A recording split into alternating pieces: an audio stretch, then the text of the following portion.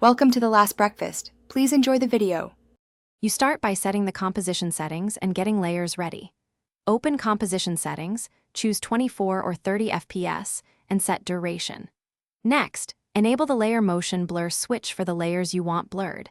This tells After Effects to include velocity. Also toggle the Comp Level Motion Blur button so the effect is active globally. If using 3D or vector layers, make sure Continuous Rasterization or 3D is set appropriately, because render behavior changes how blur samples are calculated. Once basic switches are on, refine how After Effects computes blur.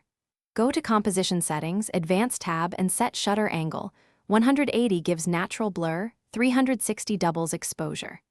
Adjust shutter phase to shift the sample window. Negative or positive values change temporal bias. If edges look choppy, increase motion blur samples for smoother trails. 5 to 16 samples is common. For more accurate per pixel motion, consider pixel motion blur or time warp. Those analyze motion vectors and yield crisper artifacts for complex motion. To finish, preview and render a short segment to confirm results. Use RAM preview or a draft render for quick feedback, then export a full render when satisfied. If you see ghosting or weird streaks, reduce the shutter angle or increase samples.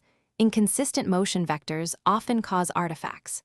For camera-driven motion blur, enable camera shutter on the camera layer and ensure motion blur is sampled on animated transforms. When performance stalls, pre-render or pre-compose heavy layers to keep the final render stable. Thanks for watching. If this was helpful, leave a like and consider subscribing. See you next time.